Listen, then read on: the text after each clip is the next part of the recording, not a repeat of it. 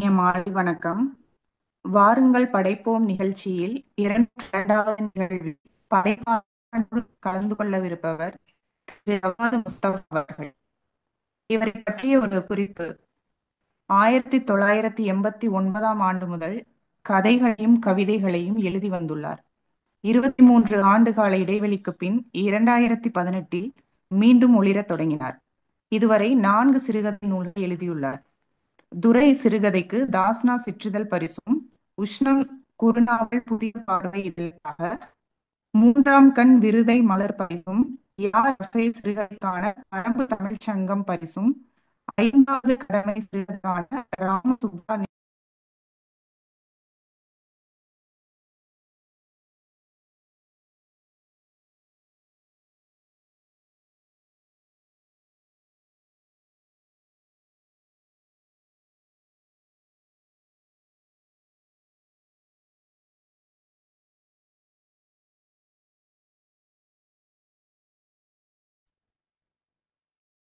இத்தகு சிறப்புகளுக்குரிய படைப்பாளரை வரவேற்பதில் மிக்க மகிழ்ச்சி கொள்கிறது நமது குழுமம். இவரோடு கலந்துரையாட இருப்பவர் திரு நே. அன்புமணி அவர்கள். இவர் அமெரிக்கன் கல்லூரியில் இளங்கலை கணிதமும், CSI கல்லூரியில் இளங்கலை சிறப்பு குழந்தைகளுக்கான கல்வியியல் பட்டமும் பெற்றுள்ளார். இவரது படைப்புகள் கரைந்து போ மனமே என்ற கவிதை தொகுப்பும், ஒற்றை கையில் என் மூக்கு கண்ணாடி ஏந்தி என்ற கவிதை தொகுப்பும், ஆங்கிலத்தில் லவ்லி நேச்சர் என்ற புகைப்பட தொகுப்பும், முடிவுறா பயணங்கள், பேசும் கடலும், பெயர் தெரியாத மனிதர்களும், மின்மினியின் இருள், பட்டாம்பூச்சியின் தனிமை, வாழ்வை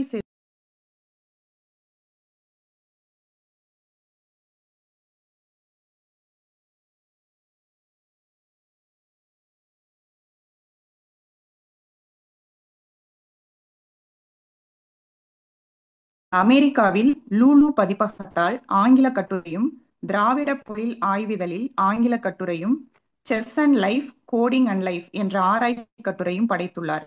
தமிழ் திரைப்பாக்கூடத்தில் திரைப்பாடல் இயற்றும் பாடலாசிரியர் பயிற்சியும் பெற்றுள்ளார். இத்தகைய சிறப்புகளுக்குரிய நமது நெறியாளர் திரு அன்புமணி அவர்களையும் வரவேற்று மகிழ்கிறோம். தொடங்கலாம் சார்.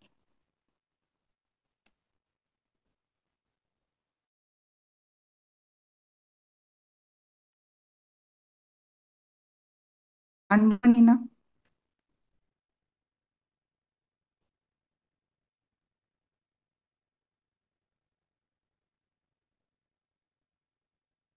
அண்ணா தொடங்கலாம். ஆ வணக்கம் சார். 1989 இருந்து எழுதிட்டு இருக்கீங்க. அன்றைய காலகட்டங்கள்ல இருக்கக்கூடிய எழுத்துலகத்திற்கும் இன்றைய காலகட்டங்கள்ல இருக்கக்கூடிய எழுத்துலகத்திற்கும் நீங்க பாக்குற முக்கிய வேறுபாடா எதை நினைக்கிறீங்க?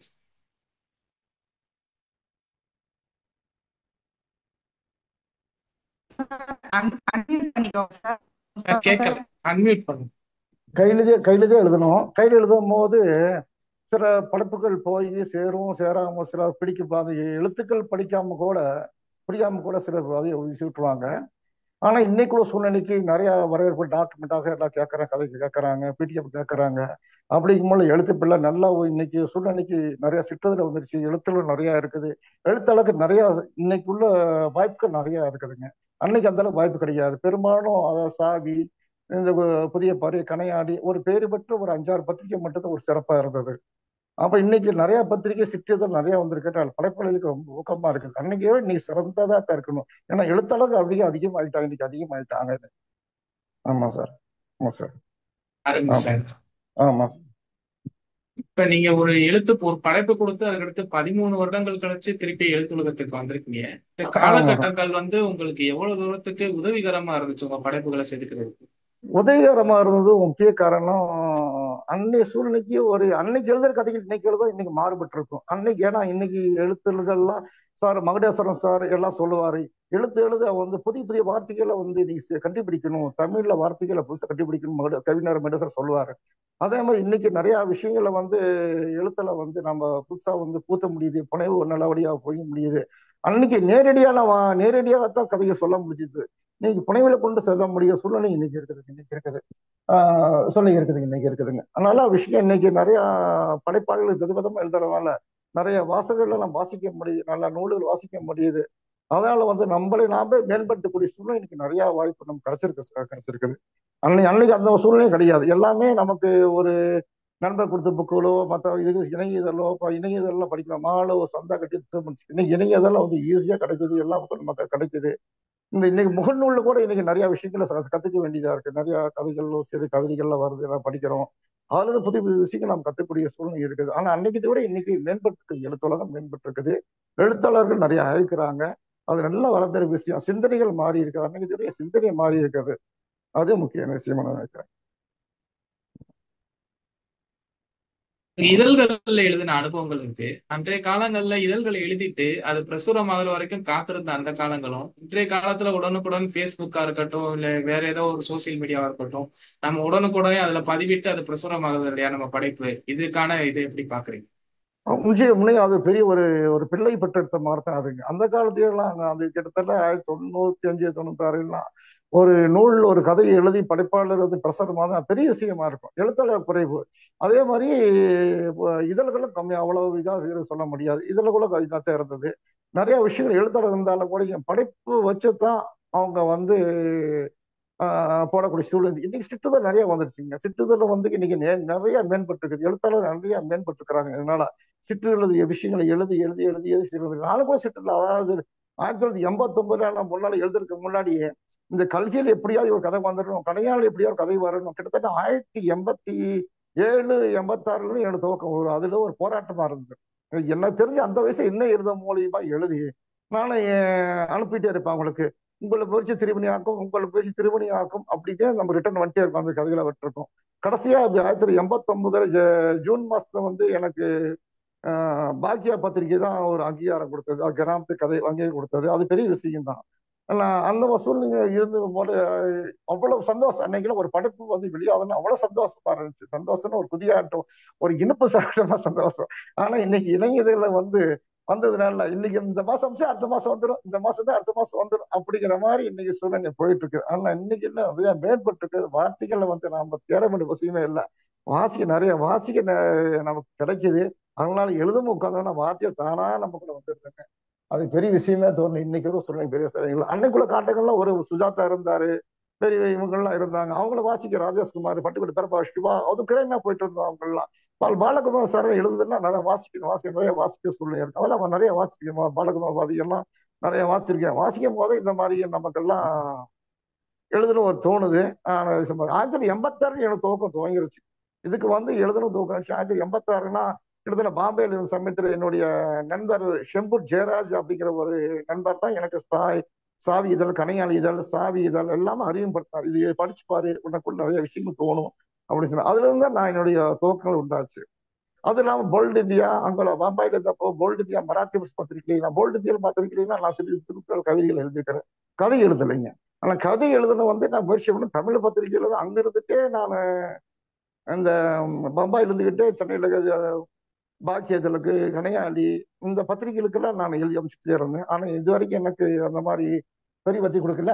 ஆனா 1991 நான் வந்த பின்னாடி, ஹைதராபாத்துக்கு வந்த 90 வந்த பின்னாடி திரு சுப்பிரமணிய சார், திருப்பூர் கனவு இதழில் சுப்பிரமணிய சார் அறிமுகம் கிடைச்சது. அவர் மூலியமா சிட்டுதல் பக்கம் என்ன போயிடுச்சு. அந்த 1981 ஜனரஞ்ச பத்திரிகையிலிருந்து நான் சிட்டுதல் பக்கம் வந்துட்டேன். கணேஷ் பத்திரிகை வரவே இல்லை. ஒரு இலக்கிய இதழில் எழுதணும், இலக்கியத்தரமா எழுதணும், நல்ல கருவா எழுதணும் அப்படிங்கிற எண்ணத்துல தான் நான் அதை எழுத ஆரம்பிச்சேன். அது இல்லாம இந்த நண்பர் வட்ட பத்திரிகைகள்லாம் எனக்கு ரொம்ப ஊக்கம் கொடுத்தாங்க. நண்பர் வட்டம் சரோஜினி பாக்கியம் மற்றும் ஆசிரியர் அவர்கள் வந்து என்னோட கதைகளை படிச்சுட்டு உடனே போட்டுருவாங்க. புதிய உத்தியா இருக்குது, புதிய தாரியா இருக்குது, எழுத்துக்கள் புனவிகளை சேர்ந்து நல்ல விஷயங்கள் கொடுக்குறீங்க அப்படின்னு எனக்கு ஊக்கம் கொடுத்துட்டே இருந்தேன். ஒவ்வொரு முறை ஒவ்வொரு கதைக்கும் எனக்கு ஊக்கம் கொடுத்துட்டே இருந்தாங்க, எழுத சொல்லியிருந்தாங்க. அதே மாதிரி தாராமதி ஆசிரியர் குன்றம் ராம்தன் அவர்கள் எனக்கு நிறைய வாய்ப்பு கொடுத்தாரு. அப்ப எழுத முடிச்சது, என்னால எழுத முடிஞ்சது. இன்னைக்கு அந்த மாதிரி வாய்ப்பு கொடுக்குற இருக்கிறாங்க, இல்லைன்னு இல்லைங்க. தொடர்ந்து எழுதணும். அவங்களுக்கான அந்த படைப்பு சார்ந்த விஷயங்களை எழுதினா தான் இன்னைக்கு நமக்கு வாய்ப்புகள் கிடைக்கும். ஆமா சார். நன்றி. காலந்தோறும் வந்து சிறுபான்மையருக்கான எழுத்தாளர்கள் இருந்துகிட்டே இருந்திருக்காங்க. தோப்பில் முகமது மீரான்ல இருந்து, அப்துல் ரஹ்மான்ல இருந்து இருந்துகிட்டே இருக்காங்க. இன்றைய காலகட்டங்கள்ல வந்து சிறுபான்மையருக்கான எழுத்துலகத்துல அவங்களோட பங்கு வந்து அதிகரிச்சுன்னு நினைக்கிறீங்க?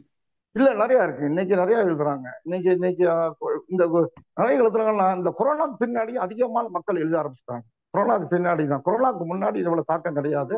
கொரோனாவுக்கு பின்னாடி தான் நம்மள நிறைய மக்கள் வந்து சிறுபான்மை மக்களும் சரி எல்லாம் எழுத ஆரம்பிச்சிருக்கிறாங்க.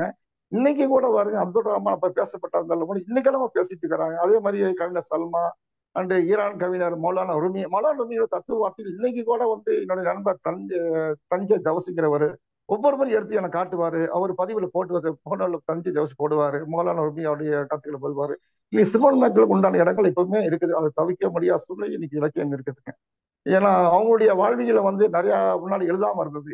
இன்னைக்கு நிறைய பேர் வாழ்வியல் அந்த இஸ்லாம் சார்ந்த வாழ்வியல வந்து நிறைய எழுத ஆரம்பிச்சிட்டாங்க. நம்ம தமிழ்நாட்டுல ஒவ்வொரு பதிவு ஒவ்வொரு வாழ்வியல், ஒவ்வொரு சாரம், ஒவ்வொரு பழக்க வழக்கங்கள் அப்படிலாம் இருக்குது. அதை சார்ந்த விஷயங்களை வந்து அவங்க நிறைய பேர் எழுத ஆரம்பிச்சிட்டாங்க. இன்னைக்கு பெண்ணி எழுத்தாளர் கூட சிறுகதையெல்லாம் வந்து கதைகள் படைப்புல வந்து சிறுவன் மக்கள் நிறைய எழுதுறாங்க. ஒரு காலத்துல எல்லாம் இஸ்லாமத்துல வந்து எழுதுவது ஹராம், எழுத தவறு, படிப்பது தவறு, இந்த மாதிரி கவிதைகள் எழுத ரொம்ப தவறு, இறைவனுக்கு ஆகாத விஷயங்கள்ட்டாங்க. அதெல்லாம் முறியடிச்சுட்டு இன்னைக்கு சிறுபான்மை மக்கள்ல வந்து பெண்களும் எழுத ஆரம்பிச்சிருக்கிறாங்க. அதையே சொல்லி நானும் எழுதுறேன், அவ்வளவுதான். அதுல எந்த தாக்கம் இல்லை. அதுக்குண்டான பாதிப்பு படைப்பு நல்ல சிறந்த படைப்பா இருந்தா சிறுபான்மை மக்கள் பெருமக்கள் நிறைய போட வேண்டிய பத்திரிகைகள் இருக்குது. அப்படியே போட முடிய பட்சத்துல அவங்களும் ஒரு தனியார் நூலும் போடுறாங்க. அது பெரிய விஷயம் தான். சம்பவம்னு சொல்லி ஒரு சிறுகதை தொகுப்பு புத்தகம் இருக்கு. அந்த புத்தகத்துல ஜிலானின்னு சொல்லி ஒரு கதை வரும். அந்த ஜிலானின்ற கதை பாத்தீங்கன்னா காலம் முழுக்க வந்து ஒரு நோயற்ற குழந்தைய பெற்றோர்கள் வந்து பாத்துக்கிட்டே இருக்காங்க. பாத்துக்கிட்டே இருக்கிற ஒரு கட்டத்துல வந்து அந்த குழந்தை வந்து இறந்துருது. இப்ப இறக்குறப்ப அத வந்து எப்படி சொல்றது அப்படின்னு சொல்லி மனைவி கிட்ட எப்படி சொல்றது அப்படின்னு சொல்லி அவர் தவிக்கிற நிலையை அந்த சொல்லியிருக்கீங்க. ஆமா ஆமா. சொல்லுங்க சார். இந்த விஷயங்கள்ல வந்து இந்த முழு வளர்ச்சி பெறாத குழந்தைகள் இல்ல ஒரு ஸ்பெஷல் சில்ட்ரன் மாதிரி இருக்கக்கூடிய குழந்தைகளை வந்து கருவிலேயே அழிக்கணும் அப்படின்னு சொல்லி ஒரு பொது சமூகம் கிட்ட ஒரு மனநிலை வந்து சர்வசாதாரணமா இருக்கு. இதை வந்து இந்த நிலை எப்ப மாறும்னு நினைக்கிறீங்க? அப்படி மாறும் இல்லைங்க. அதாவது இன்னைக்குள்ள குடும்ப சூழ்நிலை இன்னைக்கு அன்னைக்கெல்லாம் சூழ்நிலைக்கு அன்னைக்கெல்லாம் நிறைய பாசங்கள் இருந்தது. ஒரு 25-30 வருஷத்துக்கு முன்னாடிலாம் குழந்தைக்கு மேல வந்து எப்படி பிறந்தாலும் சரி அவங்க காப்பாற்றணும் ஒரு எண்ணம் இருந்தது. இன்னைக்கு நிறைய விஷயங்களை மாறி இருக்குது. அறிவியல் மாறி, சயின்ஸ் அறிவியல் மாறி இருக்குது. அதை பார்த்து கண்டுபிடிச்சு போட்டு அவங்க கொஞ்சம் கருவிலே அழிச்சிருப்போம் அப்படி நினைக்கிறாங்க. அதை தாண்டி பிறக்கிற பிள்ளைங்க கூட இன்னைக்கு பாக்குறது கூட ரொம்ப கஷ்டமா பாக்குறாங்க. நான் அந்த சம்பவம், இந்த ஜிலான் கதை எழுதும் சம்பவம் நேரடியா பார்த்த அந்த அனுபவம், எனக்கு உண்மையாகவே நேரடியா பார்த்த அனுபவம். அந்த பிள்ளைய அந்த அந்த பொண்ணு அவ்வளவு தாங்கி எப்படி ஆளாக்கிடுவேன், இன்னும் கொஞ்ச நாள் ஆளாகிடுவான் ஒரு நம்பிக்கை விதைச்சது. அந்த பையனுடைய பார்வை, அந்த அம்மாவுடைய பேசுற பார்வை, அந்த நம்பிக்கை வந்து அந்த 4 வருஷமா போராட்டம், பெரும் போராட்டம். ஒவ்வொரு நாளும் அவனுக்கு சங்குல பால் ஊற்றும் போது, சங்குல சாப்பாடு தரும் போது, இந்த மடியில வச்சு அவனை வச்சு குளிர் ஆட்சியில பார்த்து பொத்தி வச்சு அணைச்சு அந்த தாயினுடைய சூட்டை வந்து அவனை கொடுத்து அவனை காப்பாற்றி பார்க்கறது நான் நேரடியாக அந்த அனுபவிச்சேன். ஆனா இந்த சூழ்நிலை அது கட்டாயமாக ஒரு தாயுடைய பார்வையில எல்லாமே இருக்குதுங்க. தாய்ப்பனுடைய பார்வையில் தான் இருக்குதுங்க. இன்னைக்கு அந்த பையன் அந்த மாதிரி மூளை வளர்ச்சியை குன்றிய குழந்தைகளை காப்பாற்றக்கூடிய விஷயம், அதை அவங்களை மேம்படுத்தக்கூடிய விஷயங்கள் தாய் தப்பா குடும்பத்தார் சரியா இருக்குது. ஆனா இன்னைக்கு நிறைய விஷயங்களை மாறி, ஏன்னா அதுக்கு தனியா சண்டை வந்துருச்சு. நீ காப்பாத்திக்கிறோம் பாத்துக்கிறோம் அப்படியே சண்டை வந்துருச்சு. அந்த சண்டைலாம் அந்த காலத்துல இல்லைங்க. அவங்களையே காப்பாத்திட்டு இருந்தாங்க. இந்த பிள்ளை கூட அது எடுத்த இன்னொரு அவன் தெரிஞ்ச பிள்ளைங்க சரிப்புக்கிற குழந்தை கூட அதே மார்த்த இருந்து அவனுக்கு கிட்டத்தட்ட 6-7 வயசாக நடக்க ஆரம்பிச்சு அவன் ஸ்கூலுக்கு போக ஆரம்பிச்சிட்டான்.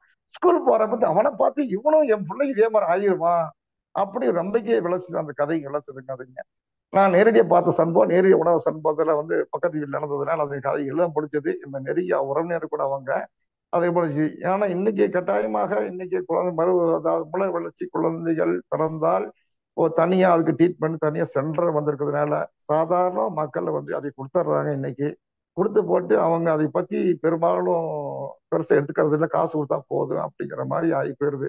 நீங்க அன்னைக்கு இல்லை, இன்னைக்கு அன்னைக்கெல்லாம் நல்லா இருந்தது. இன்னைக்கு அது எவ்வளவு சொல்ல முடியாது. அந்த விஷயங்கள் ஈடுபட்டவங்களை தான் அதிக மனக்குரல் படும், அந்த வேதனை தெரியும். அதை உணர்ந்து அவங்க நடந்துக்குவாங்க. இனிமேல் நடக்கணும் அப்படின்னு என்னுடைய பிரார்த்தனை கூட இதுதான் இருக்குதுங்க.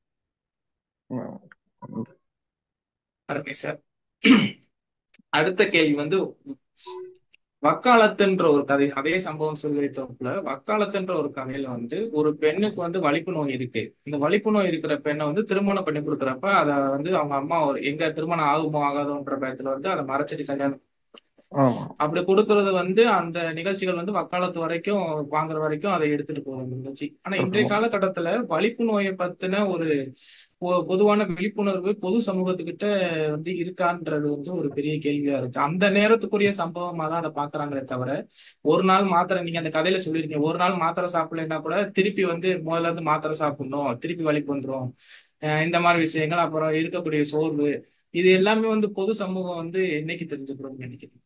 அப்போ இன்னைக்கு அதாவது அன்னைக்கு ஒரு நடந்துக்கலாம். ஆனா இன்னைக்கு நிறைய விழிப்புணர்வு வந்திருக்கு. அந்த நோய் பற்றி விழிப்புணர்வுகள், அதுக்குள்ளான மாத்திரை மருந்துகள் அத்தனை நிறைய வந்திருக்குது. விழிப்புணர்வு இருந்தாலும் கூட கல்யாணம் முடிஞ்சு குழந்தை பத்து கூட வாழ்ந்துருக்கு அப்படின்னு கண்கூடா பார்த்திருக்கேன் நான். இருக்கிறாங்க அவங்க. அந்த காலகட்டத்துல வந்து சில அதாவது மூட நம்பிக்கையில சொல்றாங்க இல்லைங்களா? மூட நம்பிக்கையில வந்து இது ஒரு நோய், பெரு நோய், இது வாதி வழக்கமாக அது ஒரு பரம்பரையா வரக்கூடிய வியாதி மாதிரி ஒரு மனசுக்குள்ள வச்சுக்கிறாங்க. இன்னைக்கு எப்படி ஒரு தோல் வியாதி பரம்பரை வர்ற மாதிரி அந்த ஒரு வலிப்பு நோய் கூட வளர நினைக்கிறாங்க. ஆனா வலிப்பு நோய்க்கு வந்து இன்னைக்கு அந்த காலகட்டத்துக்கு அந்த கதை எழுதும் போது அதுவும் நான் நெருங்கிய சொந்தக்காரர் தான் இருக்கேன். என் சொன்ன உறவினர் தான் அவங்க கூட அந்த வலிப்பு நோய்ங்க. வலிப்பு நோய் வர்றாங்க. அந்த அவங்க வந்து எங்கேயும் போற பயப்படுறாங்க. இந்த விஷயத்தை வெளியே சொல்லவே பயப்படுறாங்க. அந்த பயம் தான் அவங்கள வந்து விழிப்புணர்வு அடையாம செஞ்சிருச்சு. நேரடியாக போய் அவங்க மக்களை நாலு பேர் பார்த்து இந்த மாதிரி விழிப்புணர்வு அந்த வாய்ப்பு விழிப்புணர்வு உள்ளவங்களை போய் நேரடியாக நாலு பேர் பார்த்துட்டாங்கன்னா அவங்களுக்கு தைரியம் வந்திருக்கும். அதையும் அவங்க கண்கூட பார்க்கவும் இல்லை, அதுக்குண்டான அணுகுமுறை அவங்க செய்யவும் இல்லை. செய்யாத தனக்கு இப்படி ஆயிப்போச்சு, தங்களுக்கு தம் பிள்ளை இப்படி ஆயிப்போச்சுங்கிற ஒரு மறு வருத்தத்திலேயே இருந்ததுனால அவங்க எப்படியாவது பிள்ளைக்கு ஒரு கல்யாணம் முடிச்சு காப்பாத்தி ஆகணும். கல்யாணம் முடிச்சு பண்ணி எப்படி வேணும் பாத்துக்கலாம், அப்ப சமாளிக்கணும், ஒரு குண்டுத்தனமா தைரியத்தை பேசுறாங்க. ஆனா இன்னைக்கு அந்த விழிப்புணர்வு கட்டாயமா வந்து அவங்க இப்பதான் வந்திருக்கா தவிர, விழிப்புணர்வு வந்திருக்கா தவிர, அவங்க பாடு அந்த கஷ்டப்பட்ட பின்னாடி விழிப்புணர்வு வந்திருக்குது. இது நோய் அல்ல, இது வந்து காலத்துக்கு நிவர்த்தி பண்ண முடியும். அதுக்கு உண்டான மருத்துவ வகையில வந்து கொஞ்ச நாள் சாப்பிட்டால் தீந்து விடும். அந்த மூளைக்கு உள்ள செல்லக்கூடிய நரம்புக்கு சம்பந்தப்பட்ட மாத்திரைகள் சாப்பிட்டால் சரியாகி விடும் அப்படிங்கிற விழிப்புணர்வு இன்னைக்கு மக்கள் எல்லாத்திலும் வந்து வந்திருக்குது. ஆனா விழிப்புணர்வு நீங்க பெருசா அந்த காலத்துல எல்லாம் கீழே விழுந்துட்டாங்கன்னா ஒரு இரும்பு தவிர தருவாங்க, போயிருவாங்க அப்படின்னு இருக்குது. அது கூட இன்னைக்கு நிறைய இப்ப நான் முன்னாடி ஒரு காலத்துல ரோட்டு போகும்போது நிறைய விழுதுறப்ப அதை கொடுப்பாங்க. கையில இரும்பு வரணும், வாயில் நிறையா தள்ளும், கையில இரும்பு கொடுத்தா எதிர்த்து பாலா போயிருவாங்க. இன்னைக்கு புள்ளடிக்கு நான் பார்த்தாலும் சிட்டிக்குள்ள போய் சரியில்லைன்னு இன்னைக்கு நிறைய இல்லை. ஒரு காலத்துல நிறைய அந்த அப்பப்ப பார்த்துட்டு இருந்தேன். நீங்க அது இல்லைங்க, அந்த அளவுக்கு அவங்க மாத்திரை வந்து வந்துருச்சு. விழிப்புணர்வு மக்களுடைய வந்துருச்சு. இது ஒரு நோய் எல்லாம் இது அப்படிங்கிற மாதிரி ஒரு நரம்பு சட்ட பிரச்சனை, இது சரியா போயிடும் அப்படிங்கிற மாதிரி வந்துருச்சு, எல்லாத்துக்கும் வந்துருச்சு. ஆமா சார், அதை மகிழ்ச்சி, பத்தி தான் நான் மகிழ்ச்சி, சொல்லியிருந்தேன். மகிழ்ச்சி சார். கடவுளுக்கு மனு அப்படின்ற கதையில வந்து ஒரு அந்த கதையில வந்து ஒரு நம்பிக்கையாளரா இருக்கக்கூடியவருக்கு இந்த உலகத்துல இருக்கக்கூடிய அதை வந்து எல்லாருக்குமே எழக்கூடிய ஒரு கேள்வி. ஆனா ஒரு ஆமா நம்பிக்கையாளருக்கு வந்து இந்த உலகத்துல இருக்கக்கூடிய அநியாயங்களை பாக்குறப்ப அந்த ஒரு கருத்துக்கள் வந்து கடவுள்கிட்ட முறையிடுற மாதிரி நீங்க மனுன்னு சொல்லி எழுதிருக்கீங்க. அத ஆமா. வந்து உங்களுக்கு வெளிப்படையா சொல்றதுல இருக்கக்கூடிய அழுத்தங்களை அடுத்து அது வந்துங்க ஃபீமெயில் அப்படிங்கிற ஒரு சப்ஜெக்ட்ல நம்ம மனிதனுக்குள்ள இருக்கிற ரெண்டாவது மனம், ஒரு மனம், முதல் மனம், ரெண்டாவது மனம். மாமல கதையாது உள் மனம், ஒரு மனம். ரெண்டாவது இந்த மாதிரி சிந்தனை ஒரு ரெண்டாவது மனம். ஒருத்தரை பார்த்து ஒருத்தர் கஷ்டப்படுறதை பார்த்து அவனுடைய உள்ள அநியாயங்க சுத்தி நடக்கிற அநியாயம் பார்த்து உள்ள பொங்குற விஷயங்கள், உள்ள தனக்கு எதுவுமே செய்ய முடியாது, நான் தனக்குள்ளேயே உருகி உருகி போயிடும் ஒரு ஃபீமேல ஒரு அப்படிங்கிற மாதிரி அவங்க தமக்கு ஒண்ணு செய்ய நம்மளால ஒண்ணும் செய்ய முடியாது அப்படிங்கிற நிலையில தான் அவங்க வந்து அந்த மாதிரி சிந்திக்க நினைக்கிறாங்க. அந்த நிலையில தான் நான் வந்து அந்த ஃபீமேல் சப்ஜெக்ட் மாதிரி ஒரு அந்த கதைகளை கடவுளுக்கு ஒரு மனு எழுதினேன். அந்த கடவுள் அந்த கடவுளுக்கு மனு வந்து யாரும் பேச மாட்டாங்க, அந்த சப்ஜெக்டே இது கதையே இல்லைன்னு சில பேர் சொன்னாங்க. இருந்தாலும் கூட அதை அந்த நான் புத்தகத்தை இணைச்சு வச்சேன். இது பார்ப்போம், இந்த கதையை பத்தி யாரு பேசுவாங்களா பேச மாட்டாங்களா தெரிஞ்சு. ஆனா நீங்க பேசி ரொம்ப சந்தோஷம் தான். ஆனா உண்மையில அந்த வயசானவரை வந்து அந்த அலுவலகத்துல உட்கார்ந்து தாலுகா ஆபீசர் அலுவலகத்தில் உட்கார்ந்து நேரடியா பார்த்த சம்பவம். மனு எழுதி போட்டு அப்படியே சோர்ந்து உட்காந்துருவாரு, எல்லாத்தையும் பார்ப்பாரு, அவருக்கு வருமானத்தை பார்ப்பாரு, என்னையும் பார்ப்பாரு. ஏன்னா எப்பவுமே நானும் அவர் தான் போய் சில மனு எழுதிக்கிறேன், ரேஷன் கார்டுக்கு ஊர்ல எழுதிக்கிறேன். அவர் பார்க்கும் போது எனக்கு ரொம்ப சங்கடமா இருக்கும், மனசை ரொம்ப கஷ்டப்பட்டு இருப்பாரு. அவருக்குள்ள ஒரு ஆத்திரம் கோபம் நிறைய இருக்குது. அவனுக்கு திடீர்னு கோபப்படும், எழுது கோபப்படும், கம்மனு இருக்க, நான் என்ன செய்வேன் எது செய்வேன், இப்படி சுத்த 4 பேர் நிக்கிறீங்களே அப்படின்னு மனசு கோபப்படுவாரு. அத்தனை கோபத்துக்கும் அந்த காரணங்கள்ல வந்து அந்த இயலாமை தன்னால் என்ன செய்ய முடியலையே, நான் என்னுடைய இதுக்கு அப்படிங்கிற மாதிரி அந்த கதை தான் அதை அப்படி வச்சு எழுதுனேன். இருந்தாலும் அது நான் நீங்க அந்த கதை பத்தி பேசி எதிர்பார்க்கலாம், அதை விட்ட நல்ல கதைகளும் இருக்குது. எனக்கு ரொம்ப சந்தோஷம், அதை பத்தி நீங்க பேசுறது கூட எனக்கு சந்தோஷமா இருந்துச்சு. எனக்கு சந்தோஷம் சார், சந்தோஷம் தான். அந்த சப்ஜெக்ட் தான், அந்த அலுவலகம் சார்ந்த விஷயம் அது. அந்த அலுவலகம் சார்ந்த விஷயம் அது வந்து ஒரு தாக்கம் தன்னுடைய துறைகளை வந்து வெளியே எப்படி படுத்துது, தன் துறைகளை வந்து எப்படி வெளிப்படுத்துவது அப்படிங்கிற அந்த முறைப்படி ஒரு நான் அவனோட கைகளவே அந்த எழுதுறது, அந்த மனு எழுதுற கைகளவே வந்து நான் அதுக்கு ஒரு உருவம் கொடுத்து அந்த உருவத்திலிருந்து எழுதப்படி பேசப்படுவதாகவே அது அவ்வளவுதாங்க. சொல்றேன் அருமை சார். அருமை சார். அடுத்து அழகேவான்ற கதையில வந்து ஒரு உருவக்கேலி உருவக்கேலி ஆமா வந்து எந்த அளவுக்கு ஒரு உளவியல் தாக்கத்தை ஏற்படுத்துதுன்றத வந்து நீங்க சொல்லியிருக்கீங்க. ஆனா இன்றைய ஆமா காலகட்டங்கள்ல வந்து உருவக்கேலி வந்து யதார்த்தமா ஒரு நகைச்சுவையிலையோ சினிமா நகைச்சுவையிலையோ இல்ல ஒரு ஜோக்காவோ இப்படி திணிக்கப்படுதுல பொது சமூகத்துல வழிந்து. அதை ஆமா பத்தி உங்களோட ஆமா கருத்து? ஆமா கட்டாயமா. அது அந்த உருவை அதாவது ஒருத்தர் மொண்டியா இருந்தாலும் மொண்டியை சொல்றோம். ஒரு சொட்டையா இருந்தா சொட்டையா சொல்லிடுறோம் இல்லைங்களா? ரொம்ப ஈஸியா எடுத்துட்டு போடுறாங்க அந்த வார்த்தையில வந்து ஈஸியா சொல்லிட்டு அவனை சொட்டையா உள்ளவனோ உண்டி உள்ளவனோ அவனை சொல்லும் போது அவனை மனவள்ளி யார் உணர்றது கிடையாது. நோய்வாட்பட்ட அது தலையில முடிக்கிறது கூட ஒரு நோய் தான். காலில் மொண்டியாக வருது, கால் வலி வருது நோய் தான். அது வந்து எதிர்பட்டவங்க ஈஸியா சொல்லிட்டு போயிடுவாங்க. ஐயோ அவன் கால் வலி நடக்க மொண்டி அப்படிடுவாங்க. இது சொட்டத்தில்லடா இவனுக்கு என்ன இருக்குது அப்படிங்கிற மாதிரி ஈஸி சொல்லிட்டு போறாங்க. உள்ளூர் மனவள்ளிங்கிறத வந்து அவனுக்கு மட்டும் தான் தெரியும். வேற ஒரு பொது இடத்துக்கு போகும்போது 10 பேருக்கு பார்க்க நிற்கும் போது அவன் எல்லாம் முடி இருக்கு, ஒருத்தர் முடிகிறாக்கும் போது அவங்களுக்கு என்ன தெரியுதுன்னா ரொம்ப மனசு இறுகிய போயிடும். அந்த இடத்துக்கு இருக்கக்கூடாது அப்படிங்கிற மாதிரி போயிடுவாங்க.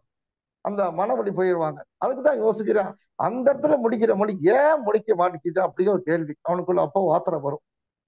அந்த மர்ம சாமத்தில் வரக்கூடிய மொழியே அது வந்து ஏன் வரமாட்டேங்குது. அப்படி வந்த இந்த மாதிரி பிரச்சனை கேள்வி பிரச்சனை அவமானங்களுக்கு இடம் இருக்காது இல்லையா? ஏன் இந்த மாதிரி செய்து வாழ்க்கை இருக்குது அப்படிங்கிற மாதிரி ஒரு எனக்குள்ள ஒரு கேள்வி தோட்டுச்சுங்க.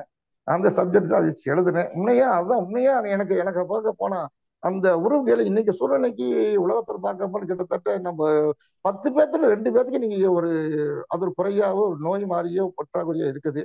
நீ அதை மறைக்கிறதுக்கு நிறைய வீக்கு நிறைய அக்யூபஞ்சர் சர்வீஸ் நிறைய வந்துருச்சு. இருந்தாலும் அது போக அவ்வளவா அது இடுவர்கள் இயற்கையமால எதுவுமே கிடையாது. இயற்கையா இருக்கணும் அப்படின்னு நினைக்கிறப்போ அதோட வழி வந்து அவன் உணர்ந்து அனுஷ்டா தீரணும் அப்படிங்கிற வாய்ப்பு வருதுங்க. ஆமாங்க. இப்ப அடுத்த கேள்வி, மிச்சம் என்ற போதில்ன்ற சிறுகதை தொகுப்புல வந்து மெட்டுன்னு சொல்லி ஒரு கதையில இருந்துச்சு. அந்த ஆமாங்க. கதையில வந்து என்னன்னு பாத்தீங்கன்னா, ஒரு கிளி இருக்கு. அந்த கிளியை வந்து வீட்டுல வச்சு வளர்க்குறாங்க. அந்த கிளி ஒரு கட்டத்துக்கு மேல வெளியில பறந்து போகணும்னு நினைக்குது. அப்ப பறந்து போக ஆமா கூடாதுன்றதுக்காக அது சிறக ஃபுல்லாத்தையும் வெட்டி வைக்கிற அளவுக்கு மனிதன் வந்து அவனோட சுயநலத்தோட வெளிப்பாடா இருக்கான் ஆமா அப்படின்னு சொல்லு இந்த கதையில. இதுல வந்து சொல்லிட்டு வர்றது எல்லாமே வந்து அந்த கிளியை வச்சேதான் நீங்க கதையை நகர்த்திக்கிட்டே வர்றீங்க. நம்ம ஆமா ஆமா மனிதன் சார். பக்கம். இப்ப இந்த சிறுகதையில வந்து இந்த ஒரு ஒரு விஷயத்த சொல்லி இன்னொரு விஷயத்த பூடகமா சொல்றதுன்னு இருக்குல்ல, இது எவ்வளவு தூரத்துக்கு முக்கியம்னு சொல்லி நினைக்கிறேன்? கட்டாயம் முக்கியம். புனைவு கட்டாயம் முக்கியம். ஒரு கதையில வந்து புனைவு கட்டாயம் அவசியம். ஏன்னா கதை நேரடியா சொல்லும் போது எல்லாம் ஈஸியா போயிடும். புனைவு கூறும் போது விஷயங்களை உள்ள மனசுக்குள்ள இருக்கிற விஷயங்களை வந்து புனைவில் எழுத முடியும். புனைவில் எழுதும் போது தான் நமக்கு அதனுடைய விருத்தி கிடைக்கும். எழுத்துல விருச்சம் கிடைக்கிறது. விருச்சம் கிடைக்கும். ஆத்ம திருப்தி எழுதும் போது ஓஹோ இது நல்லா எழுதிட்டோம், விஷயங்களை வந்து இது சரியா வருது, இது ஒத்து வருது, இந்த விஷயத்தோட இசை வருது. ஏன்னா ஒரு கிளி வந்து அகதியா ஊச்சிக்குது. அகதியாக ஒரு வீடு தங்கி போயிடுது.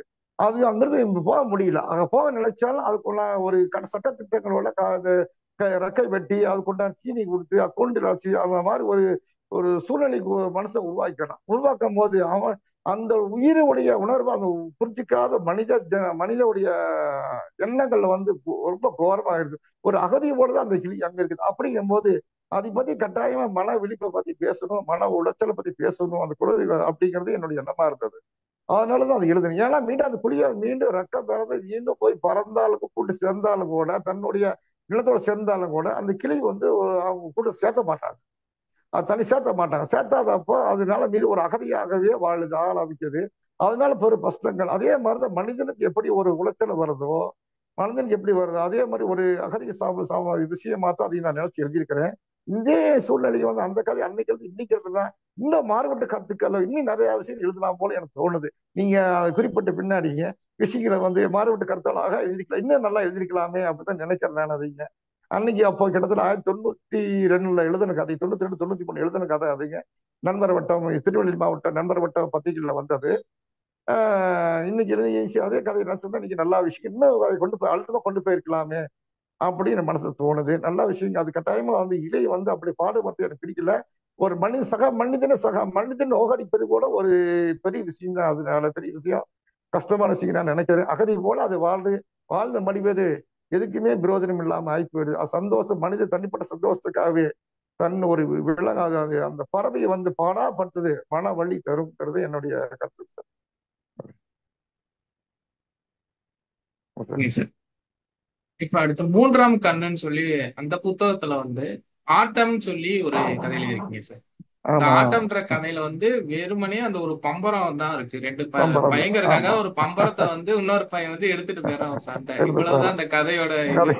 ஆனா ஆமா, அந்த கதைக்குள்ள நீங்க சொல்லியிருக்கக்கூடிய விஷயங்கள் வந்து ஒரு எல்லா விதமான செயல்களுக்குமான ஒரு நம்பிக்கை எல்லாருக்கும் கொடுக்கற மாதிரியான ஒரு துணியிலேயே கதை முழுக்க நகர்த்திட்டு போயிருக்கீங்க. ஆமா, ஒரு ஆமா, அதே மாதிரி முடிவும் ஒரு நம்பிக்கை தர்ற மாதிரி அவன் எப்படி போய் அந்த பம்பரத்தை மீட்டு எடுத்துருவான் அப்படின்ற மாதிரி ஆமா, ஒரு முடிவு இருக்குது. இப்போ ஒரு ஆமா. சிறுகதையில வந்து இப்படி நம்பிக்கை தர்ற மாதிரியான ஒரு முடிவு அது வந்து எவ்வளவு தூரத்துக்கு முக்கியம் நினைக்கிறேன்? கட்டாயமா தன்னம்பிக்கை தான் மனிதருக்கு. அதாவது நம்ம எழுத்தாளருக்கு எப்படி ஒரு நம்பிக்கையா நம்ம தன்னம்பிக்கை எழுதுறோமோ, அந்த மூன்றாம் கண் அந்த நூல் எடுத்துட்டீங்கன்னா பெரும்பாலான கதைகள் எல்லாம் தன்னம்பிக்கை கூட சமூக சார்ந்த விஷயமா தான் இருக்கு. அந்த கதைகள் இருக்கும். அந்த கதைகள் மொத்தமே இருக்கிற 13 கதைகள்ல வந்து கிட்டத்தட்ட 7-8 கதைகள் சமூக சார்ந்த விஷயமா தான் இருக்கும். தன்னம்பிக்கை கூட்ட கதைகள் தான் இருக்கு. அது இருக்கும். அதே மாதிரி இந்த அந்த ஆட்டம் பம்பரம் விளையாடுறான், அவனை தோத்து போயிடும். நான் வந்து ஒரு பயங்கரமா சின்ற அந்த கூட்டத்திலேயே அந்த சின்ன பையனுக்கு ஒரு 10, 7, 8 வயசு பையன் கூட்டத்திலேயே ஒரு மோசமான ஒரு எம்ஜிஆர் கேரக்டர் அவனுக்கு கொடுத்துருக்கிறேன்.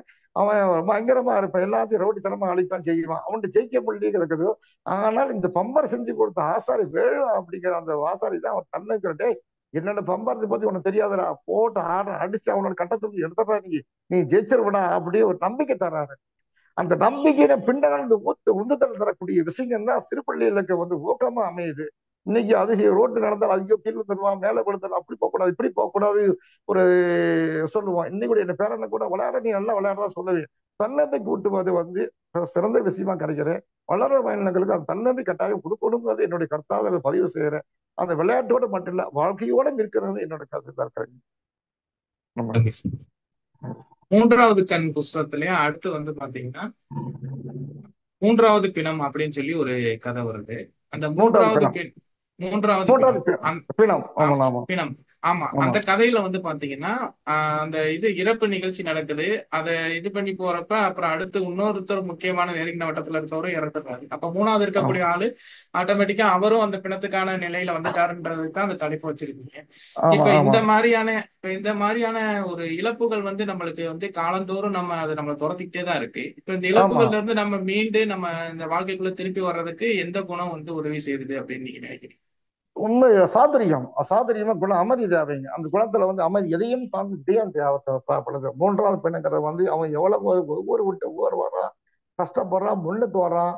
முன்னுக்கு வந்துறது வந்து அவங்க அப்பா இறந்துறான். மீண்டும் இந்த விஷயத்த அவன் சொல்ல முடியல. சொல்லும் போது அங்கேயே வந்து இவனே அப்பா இறந்த போயிட சித்தமான இறந்தமான ஆகி போயிடுறான்.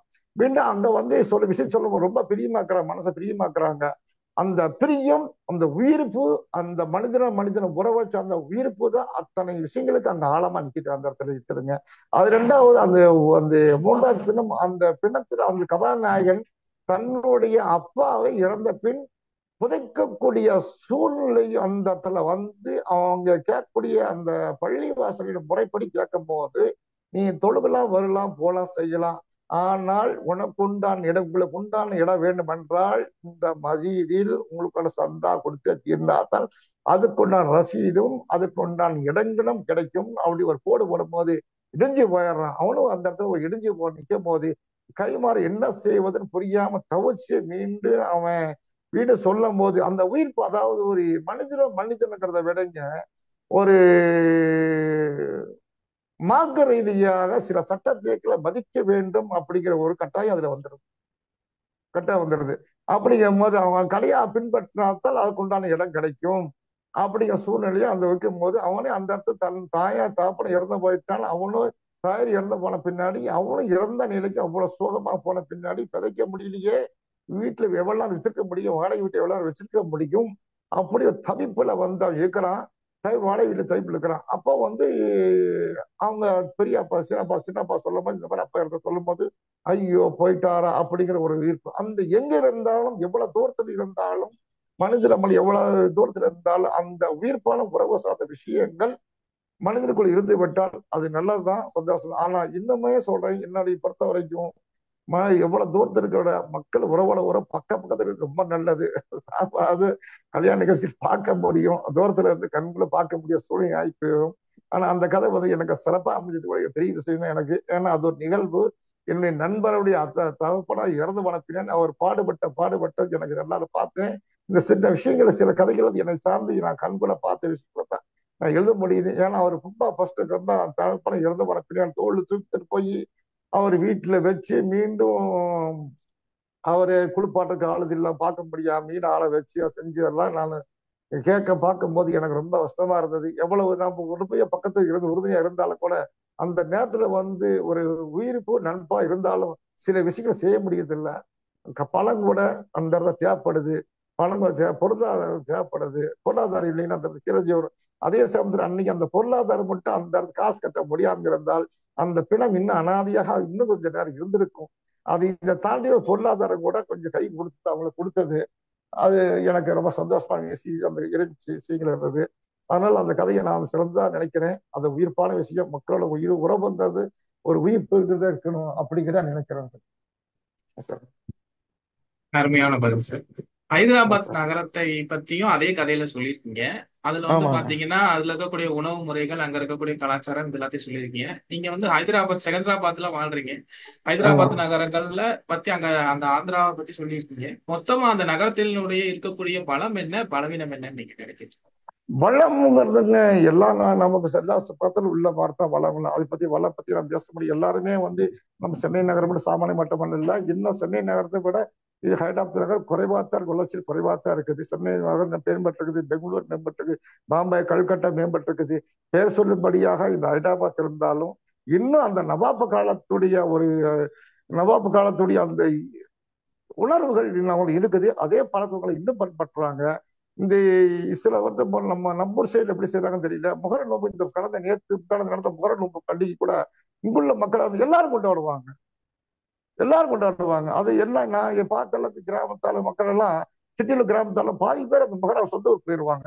அந்த பாஞ்ச எடுத்து அவங்க தீக்குழி இறங்கி அதெல்லாம் சில பேர் மூட நம்பிக்கை சிறுக்கெல்லாம் நம்ம எங்க வட்டத்துல மார்க்க இஸ்லாம் வட்டத்துல பேசுவாங்க. இன்னும் சில பழக்க வழக்கெல்லாம் கட்டாயமா அது கடைபிடிச்சுதான் இருக்கிறாங்க மக்கள். நீங்க என்னமோ சொல்லிட்டு போ அப்படிங்கிற மாதிரி இருக்கிறாங்க. திருச்சியில ஒரு சமீபத்துல வந்து சிற்கு மாநாடு ஒரு மாநாடு நடந்துச்சு. அதாவது மூட நம்பிக்கையில் ஒழிக்கணும் அப்படின்னு இஸ்லாம் சார்பாக நடந்துச்சு. அது பக்கம் நடந்தாலும் மூட நம்பிக்கை வாழ்க்கை இருக்குதான் செய்தி. நம்பிக்கைங்கிறது மேல்பாடு. அதே வளர்ச்சிங்கிறத ஒரு தனிப்பட்ட முறையில கிடையாது. எல்லாம் மட்ட சத்தமா இருக்குது. இன்னைக்கு நவாப்போடைய காலத்தை வளர்ச்சி தான் இன்னைக்கு ஒரு மேம்பட்டிருக்கு. ஹைதராபாத் சாதி மேம்பட்டிருக்குது. ஆனா கலாச்சாரங்கள் அதே தான் பண்பட்டி வந்து கொண்டிருக்கிறாள். மாறாட்டமே இல்லை, மாறவே இல்லை. இன்னும் அந்த உலக கல்யாணத்துல சீர் சிறந்து எல்லாம் குடும்பத்துல பூரா எல்லாமே அதே கலாச்சாரம் பின்பற்றிக்கிறாங்க. அந்த நவாபு காலத்து பிரச்சனையும் இன்னும் ஓடிட்டு இருக்குதே தவிர இன்னும் கொஞ்சம் கூட அவங்களோட வளர்ச்சி அதாவது வளர்ச்சிங்கிறது ஒரு லிமிட்டோட நிக்கிறத தவிர இன்னும் உயர்ந்தஸ்தானம் போகணும் அப்படிங்க இன்னும் அது வரவே இல்லைங்க. அது வரவே இல்லைங்க. அப்படியே போயிட்டு இருக்கு. அவ்வளவுதான். இன்னும் அந்த அளவுக்கு வரலைங்க. அது நான் நினைக்கிற அளவுக்கு ஒரு பெங்களூர் அளவுக்கோ சென்னை அளவுக்கோ ஹைதராபாத் வளர்ந்தமாக எனக்கு நான் பார்க்குறேன். கிட்டத்தட்ட 30 வருஷமா இருக்கிறேன். அந்த அளவுக்கு எனக்கு தெரியும். அந்த அளவுக்கு வளர்ச்சி ஊர் வளர தெரியுது. ஆனா விஞ்ஞான ரீதியாக அறிவியல் ரீதியாக நம்பிக்கையை வைத்த ரீதியாக வளரவில்லை என்பது என்னுடைய கருத்து. ஏன்னா அவர் கிட்டத்தட்ட சுப்பிரமணியன் சார் இருந்து 6 வருஷம் இருந்தாரு. அவர் இந்த விஷயங்களை பத்தி நிறைய இந்த கற்பி ஆடல பார்த்தீங்கன்னா அந்த மதக்கலவரம் இந்த 1991 வந்து பயங்கரமான மதக்கலவரம். ஆனா இன்னைக்கு சொல்ல மதக்கலவரம் இல்லை, அடங்கிட்டு 1991 பின்னாடி அவ்வளவாக மதக்கலவரம் இல்லை அப்படிங்கிறது அது ஒரு பெரிய மனசாந்தியான விஷயம். அதுதான் எதுக்கெடுத்தாலும் ஒரு கலவரம் வந்துடும், எதுக்கெடுத்தாலும் மத கலவரம் வந்துடும். இன்னைக்கு 1991 சென்னாரெட்டி ஃபீல்ட்ல வந்த பின்னாடி மீண்டும் ஒரு சென்னாரெட்டி போன பாஸ்கர் ரெட்டி வந்த பின்னாடி மீண்டும் ஒரு அந்த மாதிரி மத கலவரம் வெள்ளை முதல்வர் ராஜசேகர ரெட்டி வந்த பின்னாடி அதை அடங்கிச்சு. அதுக்கு முன்னாடி கேசிஆர் வந்தாரு, அவரு கொஞ்சம் அடங்கிட்டாங்க. அந்த மத கலர் மட்டும்தான் இங்கே தெரியுற. அந்த அளவுக்கு சந்தோஷப்படுறேன், ரொம்ப சந்தோஷப்படுறேன். நான் அதுவும் இல்லை. ஏன்னா நானும் கிட்டத்தட்ட 1989 இங்கே வாசி வைக்கிறேன். அந்த அளவுக்கு அப்பெல்லாம் ஒரு பயம் இருக்கும். ஒரு ஏரியாவுக்கு ஐயோ இவங்க ஒரு அடியா இருப்பானு, ரோடியா இருப்பானு, முஸ்லீமா இருப்பானோ, இவன் இந்தா இருப்பானோ, விஜயா இருப்பானோ, மதத்தை கேட்டு அடிப்பானோ அப்படி பயம் வருது. ஏன்னா 91 நான் வந்து அவ்வளவு பயப்பட்டு தான் வாழ்ந்தேன். கிட்டத்தட்ட அந்த முதல் புஸ்தகம் அதுல கூட வந்து மிச்சமில்ற பகுதியில் வள்ளிகளுங்கிற கதையில எழுதியிருப்பேன். நான் அந்த நகரத்துல சம்பவத்தை பேசி எப்படி ஒரு மனிதன் ஒரு கஷ்டப்படுத்தோ சாமானியம் கஷ்டப்பட்டுச்சோ அந்த மட்டும் இல்லைங்க. மற்றது எல்லாமே அந்த மத கலவர் மட்டும் இல்லை, மற்ற எல்லா விஷயமும் ஒரு நல்லா இருக்கட்டும். வளர்ச்சிங்கிற வந்து சென்னையெல்லாம் கிடையாது. கண்ணாடிகள்ன்ற கதை எழுதிருக்கீங்க. அந்த கண்ணாடிகள்ன்ற கதையில வந்து ஒரு வயசானவர் வந்து சொல்ற மாதிரி ஒரு கருத்து வருது. என்ன கருத்து வருதுன்னா, அந்த காலத்துல திருமணங்கள்லாம் வந்து வீட்டுல நடக்கும். இப்போ வந்து அதுதான் இயல்பானது. எனக்கு வந்து மண்டபங்கள்ல வச்சு நடத்துறது, இந்த மாதிரி மற்ற விஷயங்கள்லாம் வந்து ரொம்ப செயற்கையானதா இருக்கு. இப்ப யாருமே இயல்பா வந்து கல்யாணத்தை நடத்துறது இல்லை அப்படின்ற ஒரு கருத்து வந்து கடைசி இன்னைக்கு நம்ம கண்கூட பாக்குறோம். எல்லா இதுக்குமே தனித்தனியா டான்ஸ் ஆடுறதுன்னா அதுக்கு ஒரு ஈவெண்ட், இந்த மாதிரி கல்யாணங்கள் வந்து செயற்கை ஆகிக்கிட்டே வருது. அப்ப ஆமா. இவ்வளவு தூரத்துக்கு செயற்கையானதுக்கு காரணமா நீங்க என்ன நினைக்கிறீங்க? கல்யாணம்ன்ற ஒரு பொருளாதாரம் நிகழ்வு. பொருளாதாரம் பொருளாதார காலம் மற்ற பொருளாதாரம் பொருளாதார கட்டாயம் பொருளாதாரம் அவங்களை வளர்ச்சி அடைச்சு நவீன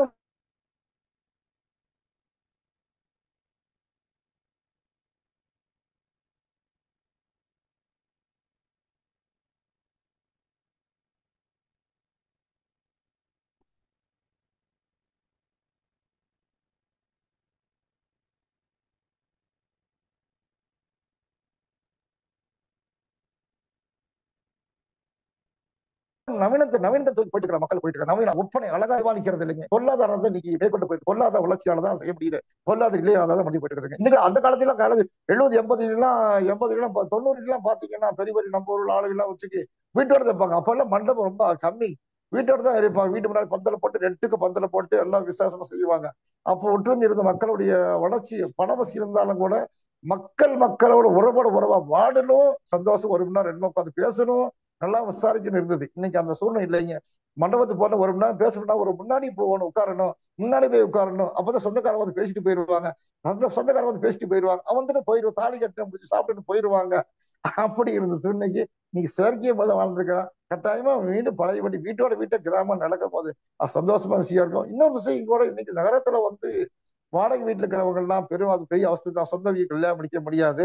அதுல மண்டபத்தை தேடி போறாங்க. இன்னைக்கு பொதுவாக இன்னைக்கு ஒரு மண்டபம் தேடி போறதுனால அவங்களுக்கு இன்னைக்கு தொழில் வளம் என்ன வேலை வாய்ப்புகள் பார்க்கும் போது பெரும்பாலும் அந்த மாதிரி போறதை இன்னைக்கு நல்லதா தெரியுது. இந்த வளர்ச்சின்னு சொல்லலாம், அது அவங்களுக்கு பொருளாதாரம் சொல்லலாம். ஆனா கட்டாயமா என்னுடைய நேரமா போகலாம், வீட்டோட செய்யறதா கல்யாணம் செய்யறதா சிறப்பா இருக்குங்கிறது என்னுடைய கணத்துல தான் அதை நான் எழுதியிருந்த கதை எழுதுனேன் அது. சரிங்க சார். அடுத்த 6ஆம் விரல் புஸ்தகத்துல வந்து பொடின்னு சொல்லி ஒரு கதையில இருக்குங்க சார். அந்த பொடின்ற கதையில வந்து ஒரு பெண் வந்து பிரசவத்துல இருக்கிறப்ப அவ மன ரீதியா என்னென்ன போராட்டத்தை சமாளிக்கிறா, அதே நேரத்துல உடல் ரீதியா என்னென்ன போராட்டத்தை சமாளிக்கிறா, எல்லாத்தையுமே வந்து அந்த கதையில வந்து கண்கூட எழுதியிருக்கீங்க. அப்படியே காட்சி காட்சி காட்சியா எழுதியிருக்கீங்க. அதுல ஒரு செய்தி என்ன வருதுன்னா, பொடி சுத்தி பிறந்துச்சுன்னா வந்து மாமனுக்கு ஆகாது. இந்த ஆமா மாதிரி இருக்கக்கூடிய மூட பழக்க வழக்கங்களையும் அதுல சுட்டி காட்டியிருக்கீங்க. ஆமா. இப்ப இதுல இருக்கக்கூடிய நீங்க ஒரு ஆணா இருந்து ஒரு பெண்ணினுடைய கஷ்டங்கள் எழுதுறது இருக்கு இல்லையா, இது வந்து எவ்வளவு தூரத்துக்கு சவாலா இருந்திருக்கு? அது கட்டாயமா அது அந்த பெரிய சுமை. ஆணாகிறது பெண்ணை பத்தி எழுதுவது பெரிய சுமைன்னு நான் நினைக்கிறேன். ஏன்னா பெண்ணை பட்டவனுக்கு மட்டும்தான் பெண்ணுடைய அந்த பொண்ணு படுற அவஸ்தைகளும் தெரியும். எனக்கு 3 பொண்ணுங்க. அவங்க பட்ட அவஸ்தைகள் நான் ஒவ்வொருவா அனுபவிச்சு நானுங்க. அந்த 7ஆம் மாசத்துக்கு பின்னாடி அவங்க படுற அவஸ்தைகள், அவங்க ஒரு பயம், எவ்வளவு மருந்து மாத்திரை எவ்வளவு தைரியம் சொன்னாலும் சரி, அந்த மருந்து மாத்திரை எடுத்தாலும் கூட அவங்க தைரியம் விட்டு போயிடுது. 7ஆம் மாசம் 8ஆம் மாசம் 9ஆம் மாசம் அந்த பக்கம் பார்த்தா நெருங்க பிபி சுகர் ஏறிடுமோ, அப்படி அது சாப்பிட்டு இது சாப்பிட்டு இதே ஏறிடுமோ, குறுக்கப்படுத்தா இதாயிருமோ, பிள்ளை மேலே ஏறியுமோ, அப்படி ஒரு பயம் ஒருத்தர தூக்கமே இல்லாம அவங்க படுற அவஸ்தையை பார்க்கும்போது ரொம்ப மன வலியா இருக்கு. அதை பார்க்கும்போது நான் கண்ணுக்குள்ள பார்த்து வசதி என்னோட சம்சாரத்துக்கு நான் 2 வருஷம் பக்கத்துல 2 வருஷம் பார்த்த போகல எனக்கு அந்த வழி தெரியல. சம்சாரத்தை தனி மட்ட முறையெல்லாம் எல்லாமே நல்லபடியாக கவனிச்சேன்.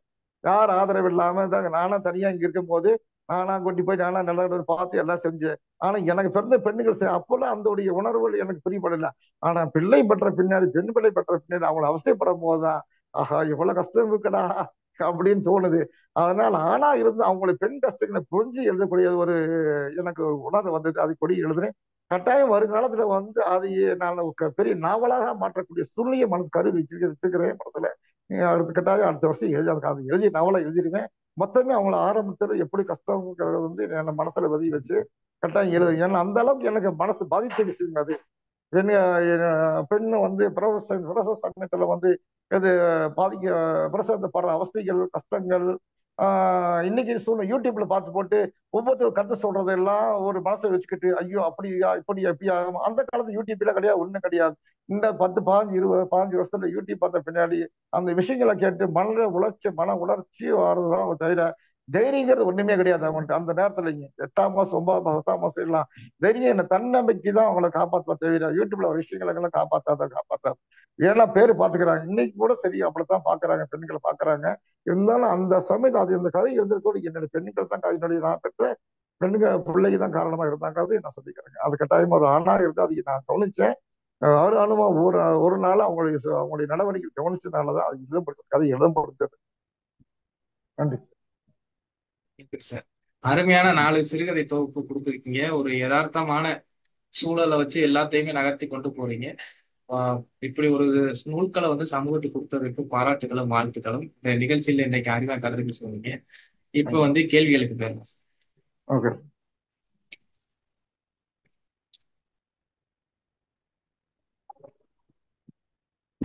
சார். முத்தவங்க சார், வணக்கம். வணக்கம். வணக்கம் சார். வணக்கம். கலை பேசலாமாப்பா? பேசலாம். சரி, நன்றி. முதல்ல அன்புமணிக்கு பாராட்டுக்கள். நிறைய எடுத்த உடனே கதைக்குள்ள போய் அந்த படைப்பு சம்பந்தமாவே நிறைய கேள்விகள் கேட்டு பதில வாங்கினது நல்லா இருந்தது. வாழ்த்துக்களும் பாராட்டுகளும். இப்ப நீங்க வந்து 1980கள்ல இருந்து எழுத ஆரம்பிச்சிருக்கீங்க சார். இப்ப ஆமா 1980. ஆமா சார். ஆமா சார். 1989 தொகுப்புகள் எழுதிருக்கீங்க. ஆமா சார். இப்ப எத்தனையோ இலக்கிய வடிவங்கள் இருக்கு. கவிதை இருக்கு, கட்டுரைகள் இருக்கு. பெரும்பாலும் கவிதையில தான் ஆரம்பிப்பாங்க. சிறுகதை வடிவத்துல ஏன் எழுதணும்னு தோணுச்சு? எப்படி தோணுச்சு? தோணுச்சு சார். அதாவது எனக்கு தோணுச்சு பாத்துங்க. நான் என்னுடைய நண்பர் செம்பூர் ஜெயராஜ், நாங்க வனராஜா, குமுதராஜாங்கிற 4 பேர் வந்து செம்பூர்ல இருந்தாங்க. ஒரு காலத்துல இருந்தாங்க. 1986 நாங்களும் ஒரு ஜோடியா இருந்தோம்.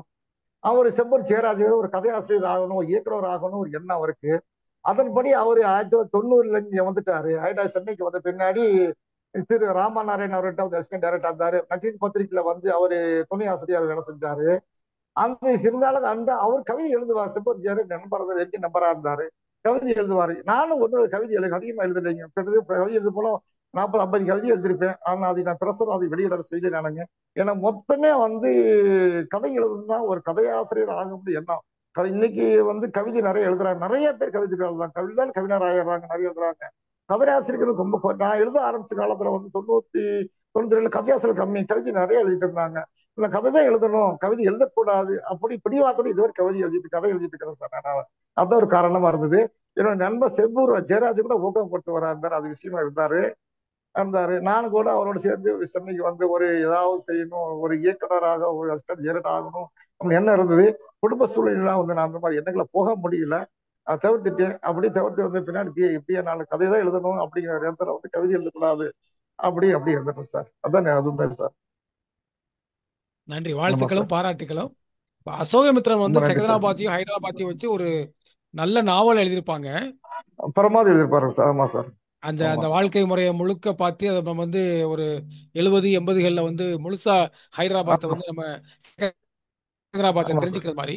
உங்களுக்கு நாவல் எழுதுற மாதிரி ஏதோ நோக்கம் இருக்கா சார்? நாவல் 2 தான். ஒரு நாவல் எழுதி வச்சிருக்கேன் சார். ஹைதராபாத் சுற்றி ஒரு இப்ப சமீபத்தில் ஒரு குறுநாவல் எழுதியிருக்கேன் சார். குறுநாவல்லாம் இங்குள்ள பழங்குடி மக்களுடைய இங்கிட்ட நம்ம ஹைதராபாத்ல இருந்து வரங்கல்ங்கிற 70 கிலோமீட்டருக்கு சார். அது ஒரு காலத்துல வந்து ஒத்தக்கல்லுங்கிற ஏரியா சொன்னாங்க. ஒத்தக்கல்லுங்கிற ஏரியா அது இப்போ வந்து பேரு மாற்றமாகி சுதந்திரமான பின்னாடி சுதந்திரத்துக்கு பேர் வரங்கள்லாம் பேரை மாத்திட்டாங்க. அங்குடைய பழங்குடி மக்கள் பற்றி ஒரு குறுநாவல் எழுதிக்கிறேன் சார். அதுக்கு பழங்குடி மக்கள் வாழ்க்கை வரலாறு பற்றி எழுதியிருக்கிறேன். இரண்டாவதாக நான் இங்க என்னுடைய சம்பந்தப்பட்ட தொடர்பாட்ட அவங்களும் ஆந்திரால இருந்து வழிபோக்கரா வந்தவங்க. இந்த பலூன் ரோட்ல வந்து பலூனும் பழைய பிளாஸ்டிக் சாமான்கள், விளையாட்டு சாமான்கள், poster, school poster, apple A for apple, B for poster விற்பாங்க. அந்த எளிமையான மக்கள் பற்றி ஒரு நாவல் இப்ப எழுதி வச்சிருக்கேன் சார். அதுக்கு பேரு வரையப்பட சித்திரங்கள்னு தலைப்பு வச்சிருக்கிறேன் சார். கட்டாயம் இந்த வஸ்திரம் வந்து வெளியிட்டுருவேன். ரெண்டாவது இன்னொரு நாவல் எழுதிருக்கேன் சார். அது கூட அசைவுகள்ல ஒரு ஊமையம் படுற அவஸ்தைகள், ஒரு அதிர்ச்சியில ஊமையாடுறா. அந்த ஊமையில இருந்து மீள முடியல. எவ்வளவு மொத்த சாப்பிட மாட்ட மாட்டான். ஊமை நாயர் திடீர்னு நல்லா பேசிட்டு ஒரு சம்பவத்தால ஊமை நாயறான். ஊமையான பின்னாடி அவனை பேச தோண முடியல, பேச முடியல. இப்படியே இருந்துருவோம் அப்படின்னு நினைக்கிறான். முன்ன அவனை பத்தி ஒரு நாவல் எழுதிட்டு இருக்கிறேன் சார். அதை எழுதிட்டு இருக்கிறேன். நன்றி. ரொம்ப மகிழ்ச்சிங்க. வாழ்த்துக்களும் பாராட்டுகள். நன்றி சார். வாருங்கள் படைப்பம் குழுவிற்கும் மனமார்ந்த நன்றி. இப்படி ஒரு எழுத்தாளரை கண்டுபிடிச்சு நம்ம வாருங்கள் படைப்போம் குழுவிற்கு அறிமுகப்படுத்தியது. நன்றி நன்றி. நன்றி சார். மிக்க மகிழ்ச்சி. வேற யாராவது கேள்விகள் கேட்கணுமா?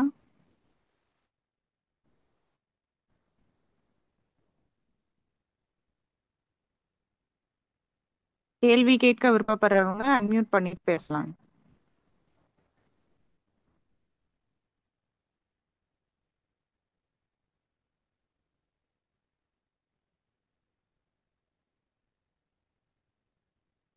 சிறப்பான ஒரு நிகழ்ச்சி.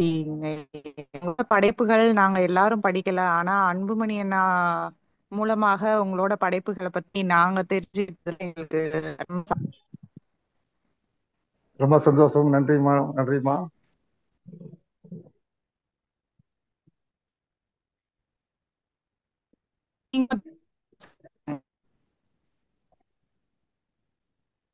ஒரு நிமிஷம்.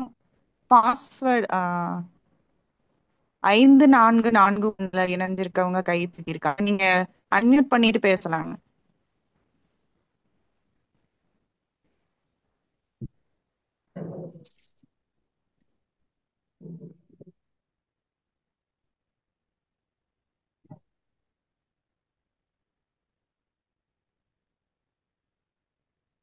கேள்வி கேட்க விருப்பம் அன்மியூட் பண்ணிட்டு பேசுங்க.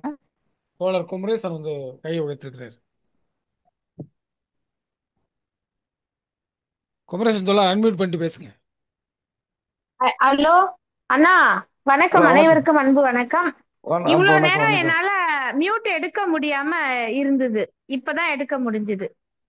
சந்தோஷம். வணக்கம் ஐயா, ரொம்ப மகிழ்ச்சியா இருக்கு. எனக்கு கேள்வி எதுவும் இல்ல, ரொம்ப மகிழ்ச்சியா இருக்கு. என் அண்ணன் பையன் தம்பி அன்புமணி கேள்வியும் சிறப்பா கேள்வி கேக்குறாப்ல. உங்களுடைய பதிலும் ரொம்ப கேக்குறதுக்கு ஆசையா இருந்தது.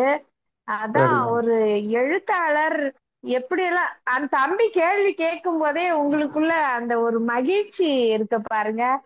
அதுதான் ஒரு எழுத்தாளர் இன்னொரு எழுத்தாளருக்கு கொடுக்கிற ஒரு மிகப்பெரிய பரிசா நான் நினைக்கிறேன்.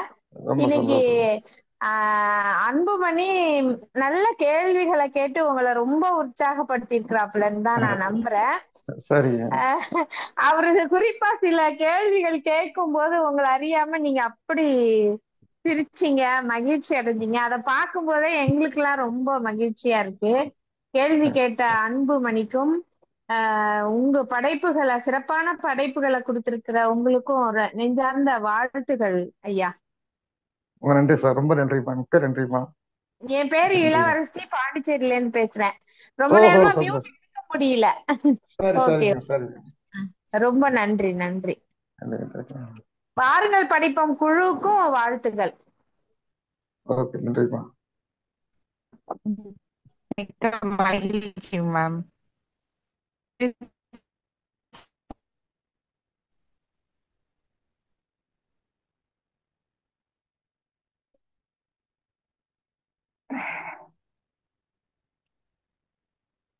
குமரேசன் உங்களால அன்மியூட் பண்ண முடியலையா?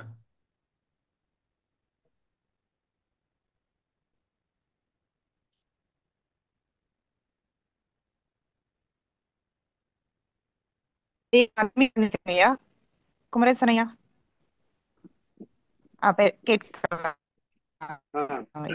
வணக்கம்.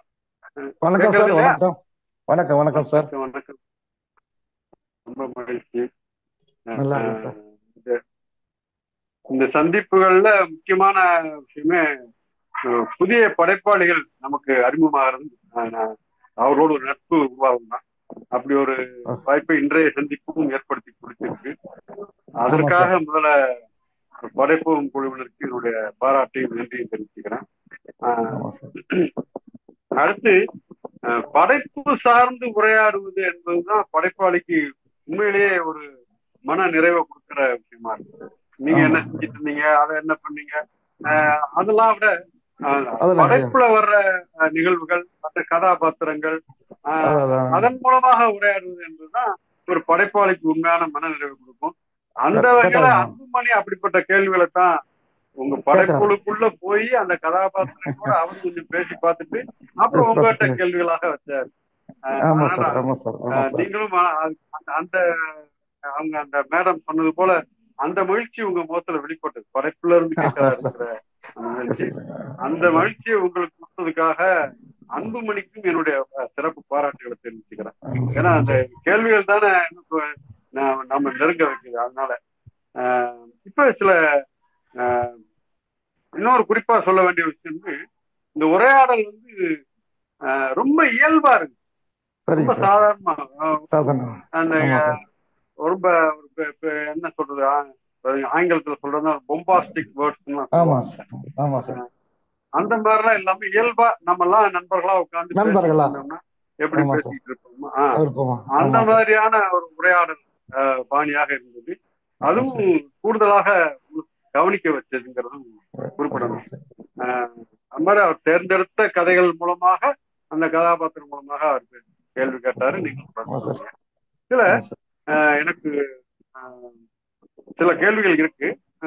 சரிங்க சார். கொஞ்சம் விவாதத்துக்குரிய கேள்விகளா கூட எதிர்காலத்துல மாறலாம். சரிங்க சார். ஆனாலும் ஒரு படைப்பாளிங்கிற முறையில உங்களுடைய உடனடி எதிர்வினையை நான் தெரிஞ்சுக்க விரும்புறேன். முதல்ல ஓகே சார். இன்றைய வளர்ச்சி இப்ப அவருடைய கேள்விகள்ல இருந்தே வந்து அச்சிதழ்கள்ல எழுதிக்கிட்டு இருந்ததுக்கும் இன்னைக்கு இணையதளத்துக்கு வந்தாச்சுங்கிறதுக்குமான இந்த வேறுபாடு என்ன பாக்குறீங்கன்னா அவங்கள்ட்ட கேட்டாரு. ஆமா அந்த சார். கேள்வியில தான் தொடங்கிச்சு. இப்போ நான் கேட்கறது இன்றைய இந்த வளர்ச்சி நிலை என்ன விரும்புகிறோமோ விரும்புறையோ இந்த இணையதளம் வழியாக வாசிப்பது என்பது நடக்குது. எதன் வழியாக வாசிக்கிறதுங்கிறதா மாற்றம் அடைஞ்சிருக்கு. ஆமா சார். அந்த நிலையில சிறுகதை என்கிற அந்த படைப்பாக்கத்திற்கான களம் எப்படி இருக்கு, அதற்கான வரவேற்பு எப்படி இருக்குன்னு நீங்க நினைக்கிறீங்க? சார் வரவேற்பு கட்டாயமா வரவேற்பு, நல்லா வரவேற்பு. சிறுகதைக்கு இன்னைக்கு இப்ப நம்ம ஒரு எழுத்தாளர் பாலாஜோதி அவர்கள்லாம் எனக்கு சிறுகதையை எழுத மாட்டேன், எனக்கு அதோடைய பிடிப்பு அதோடைய அமைப்பு எனக்கு பிடிபடாது, நாவல் தான் எழுதுவேன் அப்படின்னு சொல்லியிருக்காரு. நான் அப்படிதான் சொல்லியிருக்காரு. ஏன்னா சிலருக்கு வந்து சிறுகதை பிடிப்பு கிடைக்கும், அது எங்க ஆரம்பிக்கும், எங்க படிக்கணும், எவ்வளவு கொடுக்கணும், எவ்வளவு வார்த்தையை சேர்த்தணும் அப்படிங்கிற சில கிட்டத்தட்ட 190 வருஷம் நீங்க சிறுகதை எழுதுறது நிறைய எழுதுறாங்க. இன்னைக்கு ஒரு சிலர் வந்து நாவல் மேலதான் நடத்துறாங்க. பாலாஜி ராமச்சந்திரன் அவர்கள் ஒரு இந்த ஒரு மாசத்துக்கு முன்னாடி எனக்கு சிறுகதை என்னால எழுத முடியல, நாவல் மட்டும்தான் எழுத முடியுது, விஷயங்கள் சொல்ற விஷயங்களை வந்து நல்லா நீளமா சொல்லிட்டு போகலாம் அப்படி சொல்றாரு. ஆனா சிறுகதையில விஷயங்களை வந்து டக்குன்னு முடிச்சு டக்குன்னு அதை ஆரம்பிக்கணும், பட்டு படிக்கணும் அப்படின்னு நினைக்கிறார். ஆனா சிறுகதை வளர்ச்சி வந்து கட்டாயமாக ஒரு இதழ போயின்னா கட்டாயம் அவசியம். ஏன்னா படிச்சோன்னே விஷயங்களை புரிந்து கொள்ள வந்து ஒரு நாவல் படிச்சு முடிக்கக்கூடிய விஷயத்த வந்து சிறுகதை தருது அப்படிங்கிறது என்னோட நம்பிக்கை சார். சிறுகதை வந்து தருது, அந்த நம்பிக்கை தருது. ஒரு நாவலை பிடிச்ச ஒரு 200 பக்கம் 150 பக்கம் படிச்ச நாவல்ல கொடுக்குற விஷயங்களை வந்து ஒரு சிறுகதை தருது. அந்த கட்டமைப்பு பத்தி நாம நிறைய யோசிக்க வேண்டிய, இப்படி எழுதிட்டாங்க இப்படி நல்லா இருக்குது அப்படிங்கிற நம்ம நினைக்க வைக்கிறோம். ஒரு நாவல கிட்டத்தட்ட ரொம்ப டைம், ஒரு வாரம் 10 நாள் டைம் படிக்கிறதுக்கு, சிறுகதைக்கு 10 நிமிஷம் 5 நிமிஷம் படிச்சுட்டு ஒரு நாவலுடைய இயக்கத்தை வந்து அது கட்டுப்படுத்தி அழகா கொடுக்குறதுங்கிறது என்னுடைய எண்ணம் சார். அது கட்டாயம் சிறுகதைக்கு நல்லா வளர்ச்சிதான் சார். உண்மைதான், சரியா சொன்னீங்க. நானும் கூட ஒரு விஷயம் கவனிச்சேன். என்னன்னா ஒரு காலகட்டத்துல உங்களுக்கு நீங்களும் அதை கடந்துதான் வந்திருப்பீங்க. பதிப்பாளர்கள் வந்து நாவல் வெளியிடுறதுல காட்டின ஆர்வத்தை சிறுகதையில் வெளியிடுறது காட்ட மாட்டாங்க என்ன. ஆனா இன்னைக்கு அப்படி இல்ல, நிலைமை நிறைய மாறி இருக்கு. பதிப்பாளர்கள் சிறுகதை போடுறாங்க. ஏன்னா அதற்கான வாசக வட்டம் விரிஞ்சிருக்கிறது தான் அது காட்டுது. வளர்ச்சிதான். இப்ப அது கொஞ்சம் உங்க கேள்வியில நீங்க சொன்ன பதில இருந்து அவர் கேட்ட கேள்வியில அது வெளிப்பட்டது, நீங்க உங்க பதிலையும் அது வெளிப்பட்டது. அதை கொஞ்சம் தெளிவுபடுத்திக்கணும்னு நினைக்கிறேன். உதாரணமா உங்க படைப்புகளை வந்து ஒரு நம்பிக்கையை முடிக்கிறத பத்தி நீங்களும் அதுக்கு தன்னம்பிக்கையோட முடிக்கணும்ல அப்படிங்கிற மாதிரிலாம் கருத்து சொன்னீங்க. அதுலதான் எனக்கு ஒரு கேள்வி, ஒரு படைப்பு என்பது நிச்சயமாக அப்படி நம்பிக்கை தருவதாக தான் முடிக்க வேண்டுமா? ஒரு டிராஜடின்னு சொல்றோம்ல, ஒரு துன்பியல் முடிவு அப்படி இருக்கிறதுனால எனக்கு என்னமா சொல்றது, அப்படி துன்பியலா முடிக்கிற போது அதை வாசிக்கிறவருக்கு அந்த துன்பியல் முடிவுக்கான காரணத்தின் மீது ஒரு குற்ற உணர்ச்சியோ அல்லது ஒரு கோப உணர்ச்சியோ ஏற்படுது. அது நல்லது தானே? மாற்றத்தை நோக்கி நம்ம ஏதாவது செய்யணும். அப்ப கண்டிப்பா தன்னம்பிக்கையா முடிக்கணும், நம்பிக்கையா முடிக்கணும்ன்ற அந்த விதி, அப்படி ஒரு விதி உருவாக்கிக்கிற தேவையில்லை. ஆமா சார் அது நான் எழுதும் போது அது தன்னை விட்டு எழுதல சார், எழுதுறதில்ல சார். நான் தம்பிக்கு விட்டணும், ஒரு நம்பிக்கை தரணும், அடுத்து வாசிக்கிறவங்களுக்கு நம்பிக்கை தரணும் அப்படின்னு எழுதுற சார். அது செயற்கை ஆயிரும். உண்மையாக அது நினைச்சு அப்படி நினைச்சு எடுத்தோம்னா செயற்கையா அந்த எழுத்தும் செயற்கையாயிரும். போக போய் எழுதி எழுத வரக்கூடிய வார்த்தைகள்ல தன்னம்பிக்கை தரக்கூடியதா இருக்கணும் தான் நினைப்பேனே தவிர நான் உள்ள பூத்து நினைக்க மாட்டேன். எழுத்துல உள்ள பூத்த மாட்டேன் சார், எப்பவுமே சார் பூத்த மாட்டேன். அந்த ஒரு பாணி மட்டும் நான் கைப்பற்ற எப்பவுமே பின்பற்றிட்டு இருக்கேன். ஒரு கதையில எழுதும் போது தன்னம்பிக்கை வாசிக்கிறவனுக்கு சில விஷயங்கள் தன்னம்பிக்கை வர மாத்திய செயற்கையாக உள்ள தரக்கூடாது. தரம்போது அது கதை தரம் இல்லாம ஆய்விடும். அவன் தூணு துப்பிட்டு போயிடுவான். இது என்ன தத்துவம் பேசிட்டு இருக்கிறான், தத்துவம் சொல்லிட்டு இருக்கிறான், தத்துவம் மேலே தேவை இருக்கிறான், இவன் தத்துவம் சொல்லிட்டு இருக்கிறான்னு ஆகி போயிடும். ஆனா சிறுகதையில கதையை சொல்லும் போது அந்த எழுத்துன வடிவத்திலேயே மெதுவாக ஒரு பாலில் பழத்தை ஊசி குத்துவது போல விஷயங்கள் தன்னம்பி ஊட்டுவதாக இருக்கணும் அப்படின்னு நினைக்கிறேன் சார். அதை நினைச்சுதான் எனக்கு கிட்ட 3ஆம் கண் அப்படிங்கிற ஒரு நூலுக்கு விருதுநகர்ல விருதை மலரை 10 பரிசு கொடுத்தாங்க. இந்த நூல்ல சமூக சிந்தனையாக தன்னம்பிக்கை கூட்டுவாத கதைகள் அமைந்திருக்கிறது. செயற்கையாக இல்லை, இயற்கையோடு எழுத்தோடு எழுத்தாக அது எழுத்தாக இழந்திருப்பதால் இது சிறந்த நூலாக தேர்ந்தெடுப்பு செய்கிறோம்னு சொல்லியிருந்தாங்க எனக்கு. நான் அப்படித்தான் ஒவ்வொரு கதையும் பின்பற்றேன். நம்பிக்கை தர செயற்கையா இருக்கக்கூடாது, எழுத்தோட சில விஷயங்கள் அப்படியே போகணும் கொடுக்கணும் அப்படின்னு நினைக்கிறேன் சார் நான். நான் சொன்னது போல இது ஒரு இலக்கிய காலத்துல நிறைய விவாதிக்கப்பட வேண்டிய விஷயமாவும் நான் எடுத்துக்கிறேன். அது அது அது அது ஆரோக்கியமானதாக நான் கருதுறேன். அடுத்து இன்னொரு கேள்வி இப்ப நீங்க கூட பதில் சொல்லும் போது சொன்னீங்க, செயற்கையாக தன்னம்பிக்கையா முடிச்சாலும் அது செயற்கையா இருக்கக்கூடாதுன்றதுல நாம கவனமா இருக்கிறேன், இயல்பா அந்த கதையை கொண்டு வரணும்.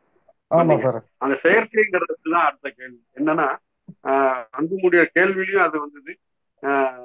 உதாரணமா ஒரு குறிப்பிட்ட கதையில எப்படி திருமணம் அந்த சார்ந்த விஷயங்களை பத்தி வரும்போது அத மண்டபம், அப்புறம் மண்டபத்துக்குள்ள நடக்கிற நடனம் போன்ற செயற்கையான ஏற்பாடுகள் வந்துச்சுன்னு அவர் கேள்வி கேட்டாரு. நீங்களும் அதை வச்சு எப்படி அன்னைக்கு எப்படி தெருவிலேயே பந்தல் போட்டு எல்லாரும் கூடணும், இப்ப மண்டபமா மாறி அதுல உள்ள தேவைகளையும் நீங்க சொன்னீங்க. நகரப்புற மக்களுக்கு அது தேவையா சேர்த்துதான். இப்ப அப்படி இருக்கிற போது பொதுவா மண்டபத்தினுடைய இயல்பான வசதிகள் டக்கு அதுல இருக்கிற பல்வேறு ஏற்பாடுகள் இன்னைக்கு அதெல்லாம் வச்சு பாக்குற போது அது ஒரு பக்கம் இருக்கட்டும். அந்த தேவைகளை அந்த தேவையை ஒட்டிதான் அப்படியான மண்டபங்களே முளைச்சிக்கிட்டு இருக்கு. ஒருத்தர் கட்டடம் கட்டுற போது இப்ப ஒரு பகுதியை பாக்குறாரு, அங்க கொஞ்சம் நிறைய மக்கள் நடமாட்டம் இருக்கு அப்படின்னா அந்த பகுதியில் ஒரு திருமண மண்டபம் கட்டுறதுக்கு முதலீடு போற தயாரா இருக்கு. ஏன்னா அது திருமண மண்டபமா மட்டும் இல்லை, அங்க இலக்கிய கூட்டங்கள் நடக்குது, அரசியல் கூட்டங்கள் நடக்குது, பல்வேறு விஷயம் நடக்குது. ஆனா என்னுடைய கேள்வி, அந்த மண்டபம் ஏற்பாடு அதுல நடனம் போன்ற புதிய விஷயங்கள் உள்ள முதல்ல பாட்டு கச்சேரி இருந்துச்சு, இப்ப நடனம் பொண்ணு மாப்பிள்ளை சேர்ந்து ஆடுறாங்க. இது ஒரு நல்ல வளர்ச்சின்னு பாக்குறீங்களா? இது அதுக்கு செயற்கைன்னு ஒத்துக்கணுமா? உண்மையே அது வளர்ச்சி கிடையாது. நடனம் ஆடுறது அதெல்லாம் ரொம்ப அது அதிக ஒரு சந்தோஷம் வெளிப்படுத்த தவிர அதெல்லாம் தவிர்க்கப்பட்ட விஷயங்களா நினைக்கிறேன். ஒரு காலத்துல பாத்தீங்கன்னா நீங்க தெரியும், நம்ம கிராமத்து வீடுகள்ல ஒரு சூரிய ஒளி உள்ள வரணும்னு சொல்லி போட்டு ஒரு ஓட்டு மேலேயோ அல்லது வீலையோ கண்ணாடி வைப்பாங்க. சூரிய ஒளி பட்டா வீடு நல்லது அப்படின்னு நினைப்பாங்க. சூரிய ஒளி ஏதோ ரூம்ல அவங்க நினைக்கிற உள்ள வைப்பாங்க. இன்னைக்கு அந்த கட்டடங்கள் கட்டுறது இல்லைங்க, அடுக்குமாடி நிறைய போயிட்டே இருக்குது. சூரிய ஒளி வருதா இல்லையோ, காத்து வந்தா போகுதுன்னு நினைக்கிறாங்க. ஆனா அந்த காலம் அது மாறி போச்சு. இன்னைக்கு மாறி போனதுனால அந்த நடனங்கள்ல கட்டாயம் தவிர்க்கப்பட்ட விஷயமாக அந்த ஆடம்பரமாக நான் கருதுகிறேன். என்னுடைய இயல்பு பிறகு நான் ரசிப்பதே இல்லை, அந்த நடனத்தை நான் ரசிப்பதே இல்லை, பார்க்க கூடாது அப்படிங்கிறத நான் தவிர்த்து விடுகிறேன். உங்களுடைய கருத்துங்கிறதுல கரெக்டா நீ நேர்மையா சொன்னீங்க, பாராட்டுகள். இதுவும் நம்ம நிறைய விவாதிக்கணும்னு தான் நான் கேட்டேன். ஆமா சார், வாழ்த்துக்கள். நன்றி சார், நன்றி சார், நன்றி சார், நன்றி சார். நன்றிங்க ஐயா. கோபால் மாணிக்கம், நீங்க அன்மியூட் பண்ணிட்டு உங்களோட கேள்வியை கேட்கலாம்.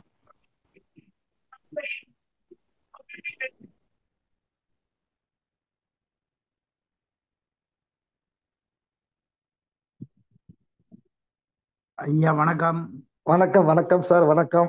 எப்படி இருக்கீங்க சார்? Video sir. என்னுடைய நண்பர் அஸ்ரஃப் முஸ்தபா $92 நல்ல பழக்கம். அவர் சொல்லவிட்ட சில செய்திகளை கூட நான் சொல்ல முடியும். அவர் கவிதை நிறைய எழுதுவார்.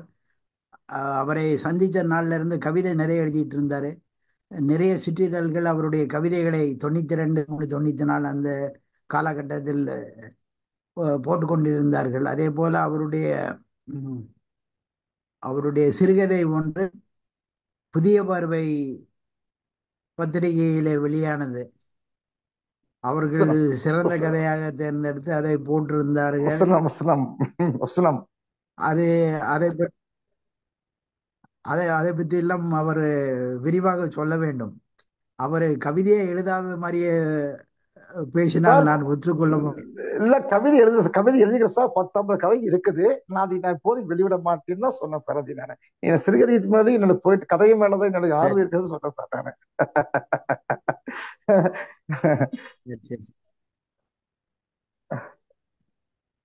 அது நண்பர்கள் வட்டத்துல சில காரியங்களை இப்போ நீங்க உட்கார்ந்துட்டு இருக்குது எந்த இடம்னு என் தலை விண்ணு தெரிச்சுக்கிட்டே இருக்கு. நீங்க எந்த இடத்துல பேசுறீங்கிறதே நான் யோசிக்கணுமா சார்? மொட்டை மாடியில் இருக்கா சார்? மொட்டை மாடியில் இல்ல நீங்க இதுல தெரியுதா இப்போ? தெரியல சார். நீங்க வீடியோ ஆன் பண்ணுங்க சார். ஸ்கிரீன்ல வரல. நீ ஸ்கிரீன் வரல. வீடியோ ஆன் பண்ணு சார். வீடியோ ஆன் பண்ணுங்க. வீடியோ ஆடியோ வருது, வீடியோ வரல சார்.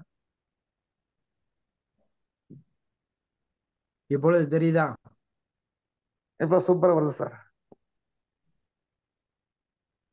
நல்லா வருது சார். மிக்க மகிழ்ச்சி.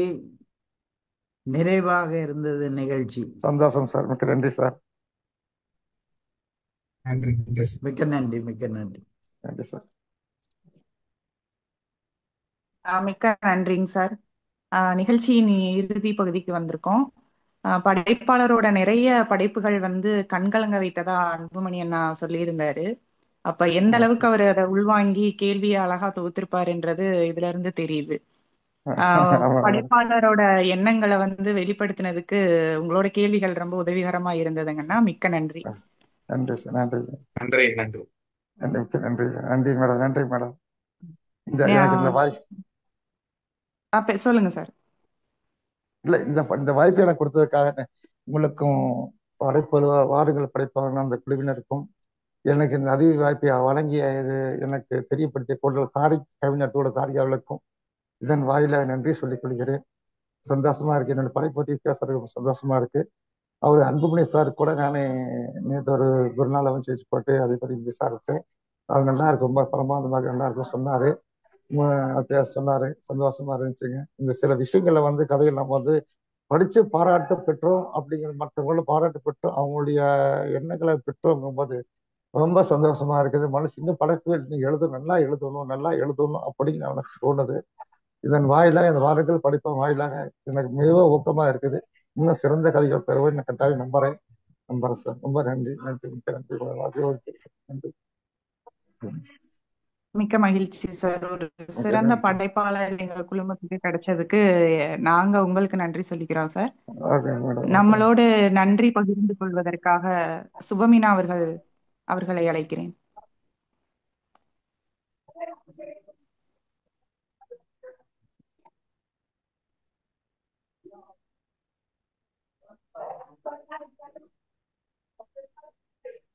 சுபமீனா அன்மியூட் பண்ணிட்டு.